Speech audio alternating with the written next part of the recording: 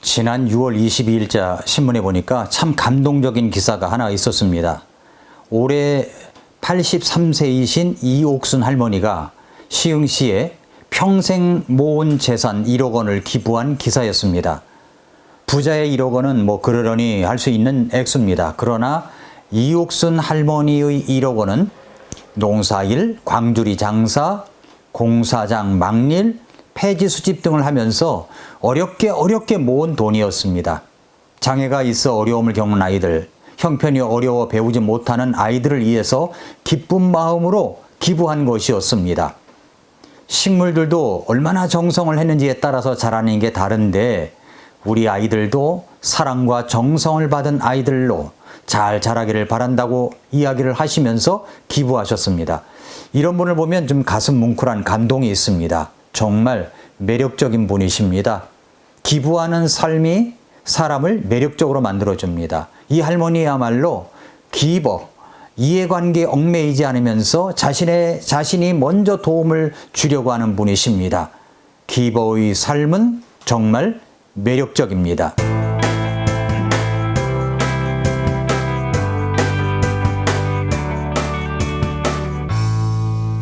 미라클 모닝 애청자 여러분, 안녕하십니까? 예수님께서는 주는 자가 받는 자보다 더 복되다고 하셨습니다. 주라, 그리하면 주신다고 하셨습니다. 이렇게 주는 자, 기버의 삶은 정말 복된 삶입니다. 사람은 세 부류로 나누어진다고 그랬죠? 첫째는 테이커, 주는 것보다 더 많은 것을 가지려고 하는 사람.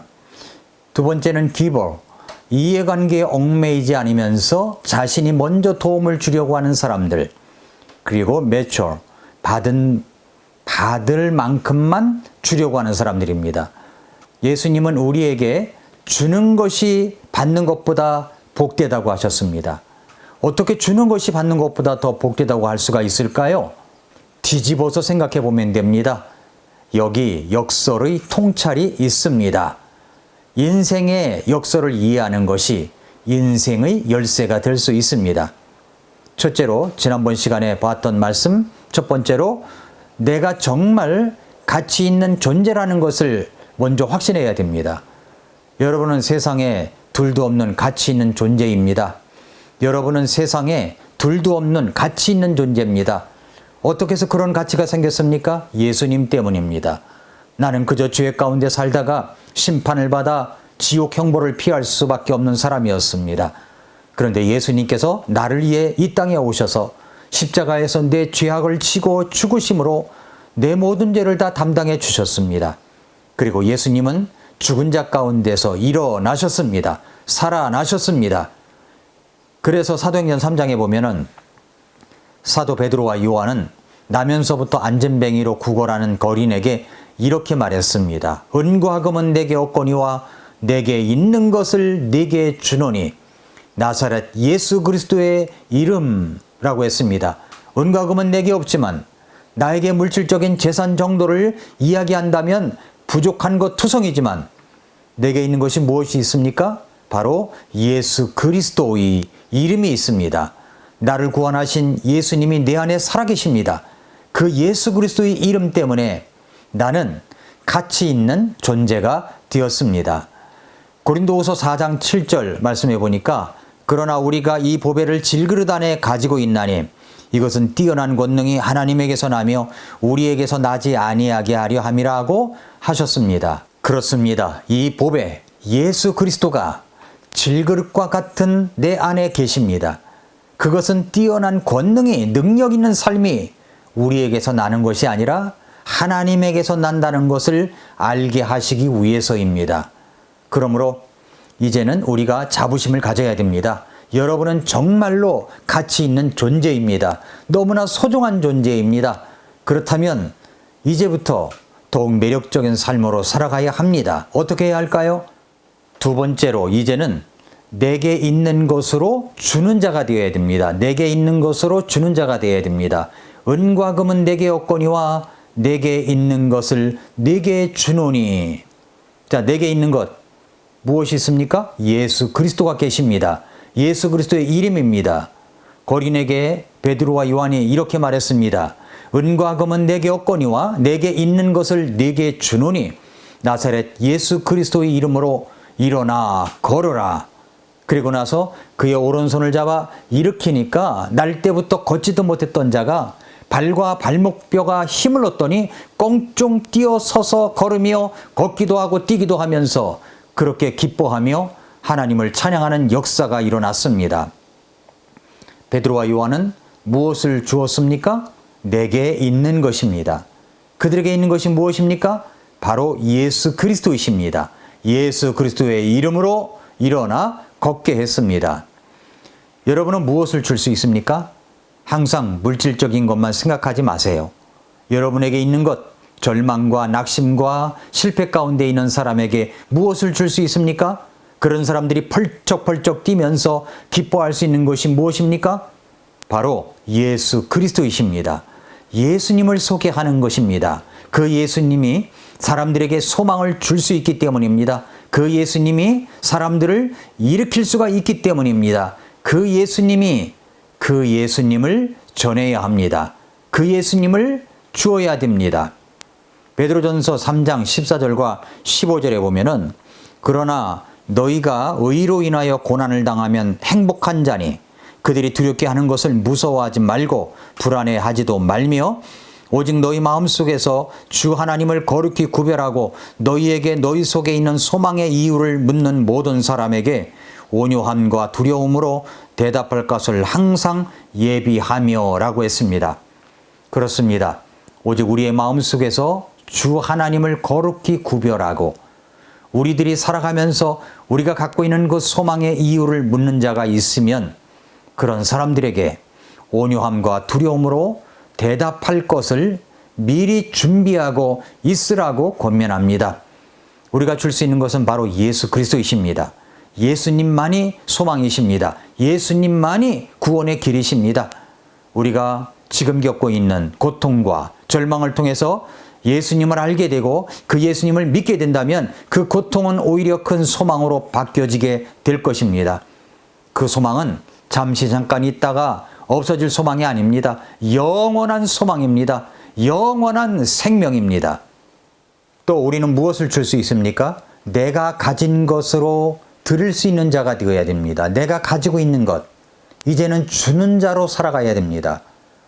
성서 침례교는 60여 년 전에 미국 포스터 선교사님이 한국 땅에 와서 참된 복음과 성경적인 교회를 세운 교회입니다.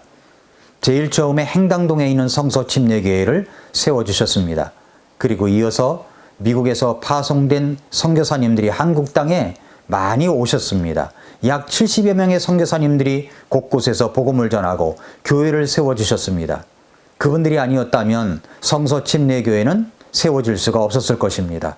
행당동 교회는 포스터 선교사님이 세웠습니다. 또 불광동 성서 침례교회는 지금 김우생 목사님이 심호하고 계신데 잭 베스킨 선교사님이 도와서 함께 그 교회를 시작했습니다. 제가 참 좋아하는 선교사님 사모님이 있었습니다. 패트릭 선교사님 사모님이셨습니다. 신학교 시절 자상하신 모습으로 신학생들을 사랑하며 아껴주셨던 선교사님 사모님이셨는데 한국에서 모든 선교 사역을 마치고 미국에 가셨는데 지난주에 하나님의 부르심을 받아 천국 가셨습니다. 참 마음이 슬펐습니다. 이제 한국 땅에는 부산에 바슬러 선교사님 한 분만 남아 있습니다.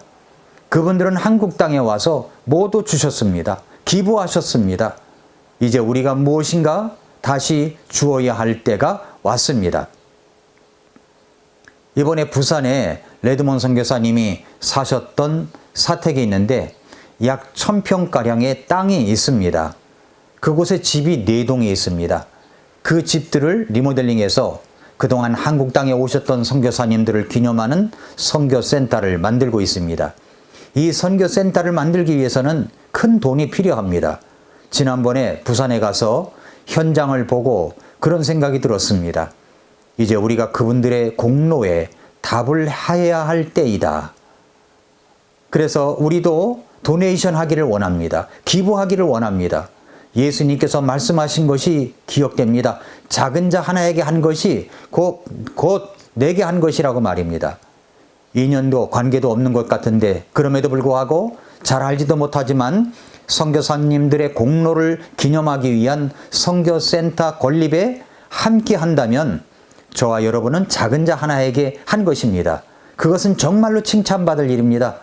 지난번에 우리가 준문진에 강원도 준문진에 성서침례교회가 개척된다고 할 때 우리가 그 목사님을 잘 알지도 못하지만 기꺼이 헌금을 해서 드렸고 노트북도 하나 구입을 해서 드렸습니다.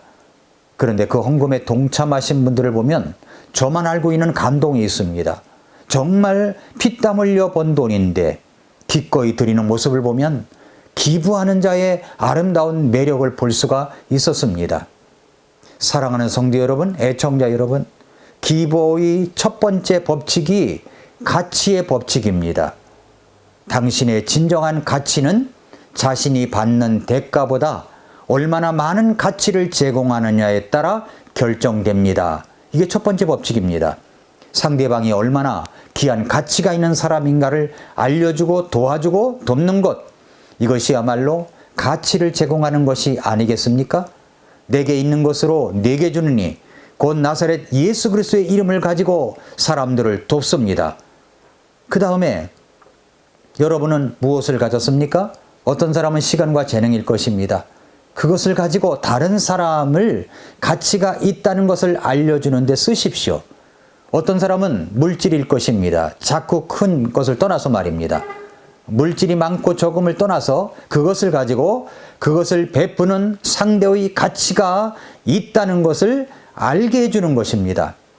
만약에 여러분이 세계 선교를 하고 있는 선교사를 후원한다면 그 선교하는 것이 얼마나 가치 있는가를 나타내는 것입니다. 그리고 일선에서 선교하고 있는 그 선교사들이 얼마나 가치 있는 일을 하는가를 말해주는 것입니다. 만약에 여러분이 선교센터를 세우는 일에 기부를 한다면 그 일을 하셨던 선교사님들이 한국 땅에 와서 정말 가치 있는 일을 했다고 인정해 주는 것이 됩니다.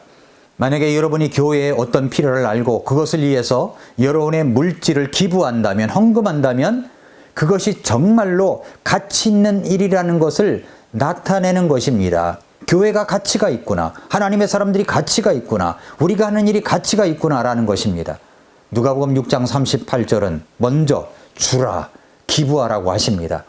그렇게 주면 그 다음에 하나님께서 어떻게 하신다고 하셨습니까?